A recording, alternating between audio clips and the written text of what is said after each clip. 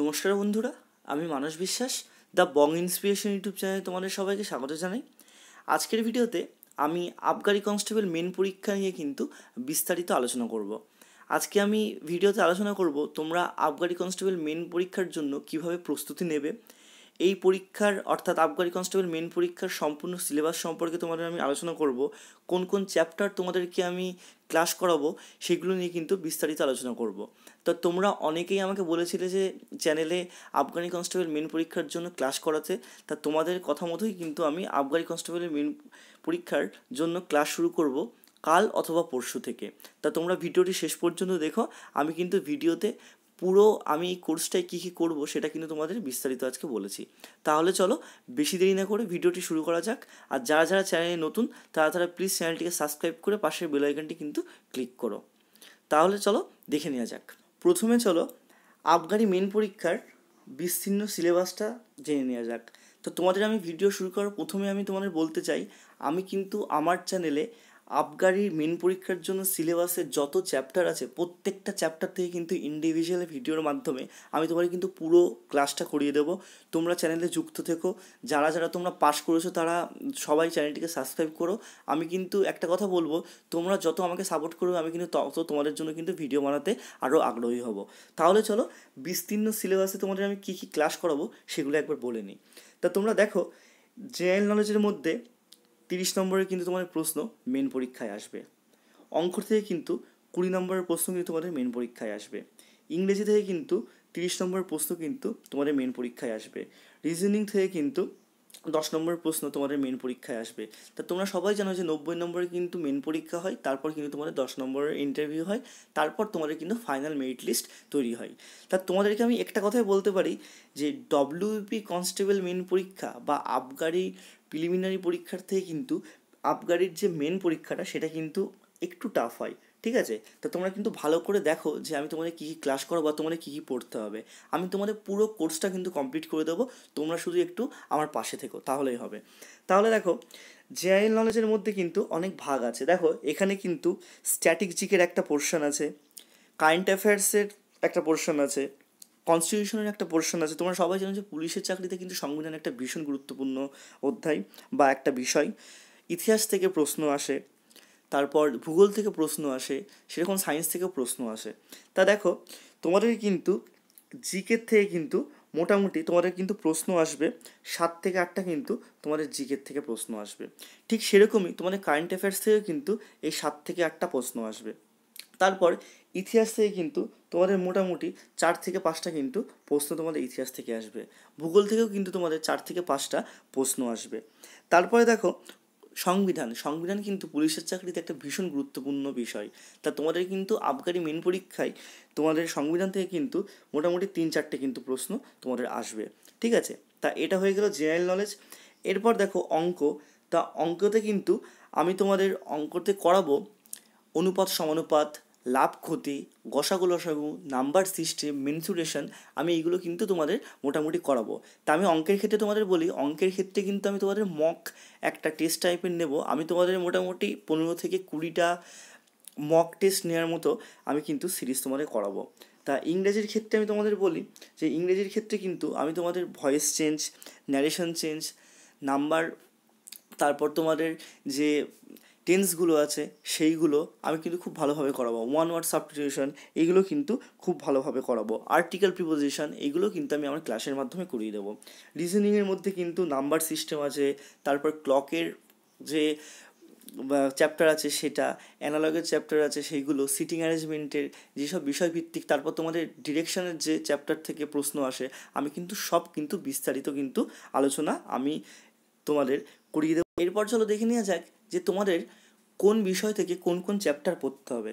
তা দেখো তোমাদের প্রথমেই বলি, তোমাদের যে জিকে স্ট্যাটিক জিকের যে পোর্শনটা তোমাদের থাকবে, জিকের পোর্শনটা, সেখান থেকে কিন্তু তোমরা প্রত্যেকটা বাংলার যে কবি তাদের ছদ্মনাম, তারা যে চরিত্রটা সৃষ্টি করেছে সেগুলি, তাদের বিখ্যাত উপন্যাসগুলি, ভারতের প্রথম বা শেষকে, বিশ্বের প্রথম বা শেষকে, তারপর বিভিন্ন কিন্তু দেশের সাংসদ, এইগুলো কিন্তু বিভিন্ন দেশের মুদ্রা, বিভিন্ন দেশের কিন্তু রাজধানী, এইগুলো কিন্তু আমি তোমাদের আমার ভিডিওর মাধ্যমে করাবো।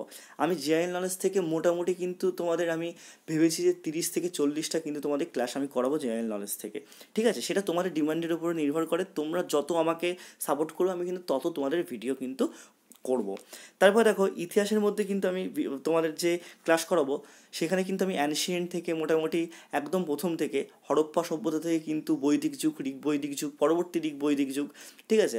তারপর তোমাদের যে হর্ষঙ্ক বংশ, মহাপদ্মনন্দ নন্দ বংশ, তারপর তোমাদের যে মগধের উত্থান চন্দ্রগুপ্ত মৌর্যের পর, তারপর তোমাদের বিম্বিসার, অশোক, এখান থেকে কিন্তু বিস্তারিত আমি কিন্তু তোমাদের ক্লাস করিয়ে দেবো।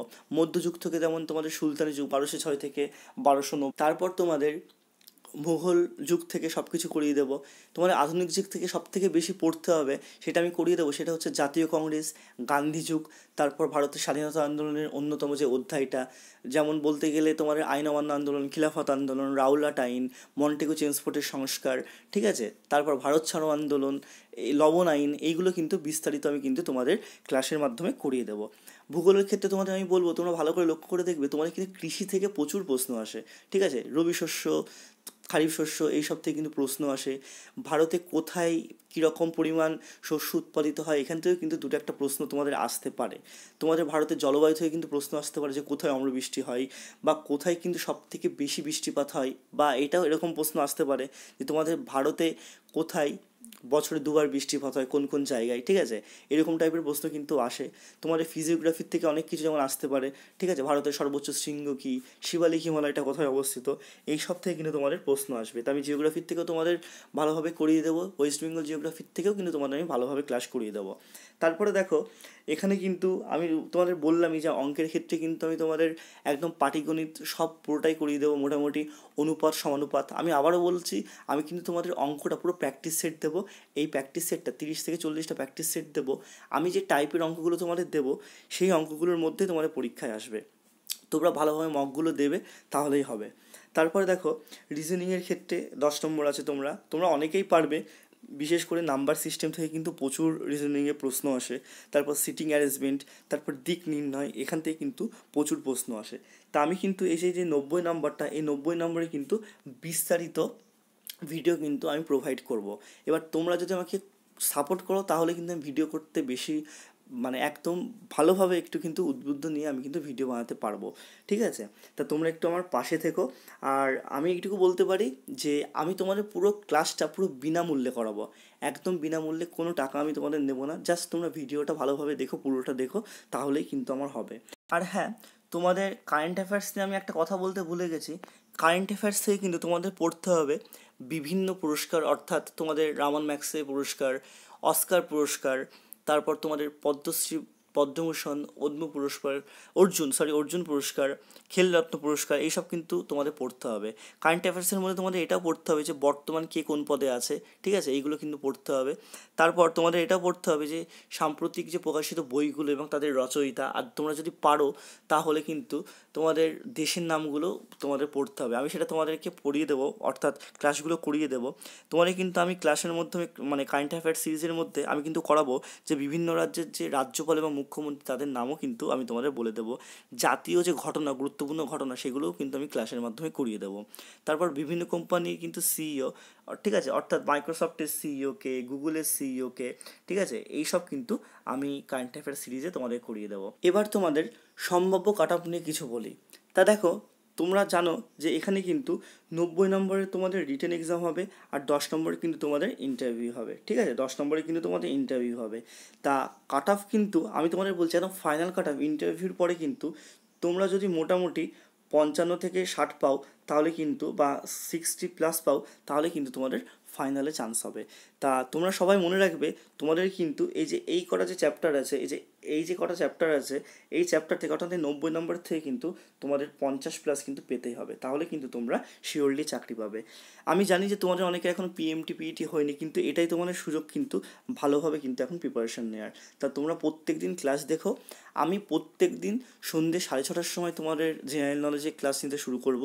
জেনারেলজি ক্লাসটা দেওয়া শুরু হয়ে গেলে তারপর এটা যখন শেষ হয়ে যাবে তারপর আমি তোমাদের ইংরেজির ক্লাস দেবো, ইংরেজি ক্লাসটা শেষ হয়ে গেলে অঙ্কের ক্লাস দেবো, অঙ্কের ক্লাসটা শেষ হয়ে গেলে রিজনিংয়ের ক্লাস দেবো। এইভাবে কিন্তু মোটামুটি তোমাদের আমি কিন্তু কোর্সটা পুরো শেষ করিয়ে দেবো।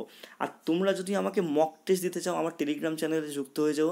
আমি ওখানে প্রত্যেক দিন তোমাদের যেই চ্যাপ্টার বা যেখান থেকে কিন্তু প্রশ্ন তোমাদের করব সেখান থেকে কিন্তু আমি তোমাদের মক টেস্টও নেব। আর আরেকটা কথা তোমাদের আমি বলে রাখি, আমি যে ক্লাসগুলো করাবো এই ক্লাসগুলো কিন্তু তোমাদের কাছে অনেকের কাছে বই নেই, ঠিক আছে? অনেকেই বলেছে যে আমার কাছে বই নেই, আপনি ক্লাস করান, খুব উপকৃত হব। আমি বলবো আমি কিন্তু এই ভিডিওতে মানে আমি যে ভিডিওগুলো বানাবো সব ভিডিওগুলো কিন্তু ওয়ান লাইনার নোট হবে, কোনো এমসিকিউ নয়। তোমার একদম পুরো বিস্তারিত তোমরা খাতায় নোট করেও লিখে নিতে পারো, ঠিক আছে? তোমাদের সুবিধা হবে, আমি পুরো কোর্স করাবো তোমাদের। তা তোমরা আমার পাশে থেকো। আর এই ভিডিও সম্পর্কে বা এই কোর্স সম্পর্কে তোমরা কিছু জানতে চাও তাহলে নিচে অবশ্যই কমেন্ট বক্সে আমাকে জানিও। আর যারা যারা চ্যানেল নতুন তারা প্লিজ চ্যানেলটিকে সাবস্ক্রাইব করে পাশের বেল আইকনটি ক্লিক করো। আমি কিন্তু কাল থেকেই ক্লাস আনতে শুরু করছি। তাহলে চলো, এইটুকুই। ধন্যবাদ।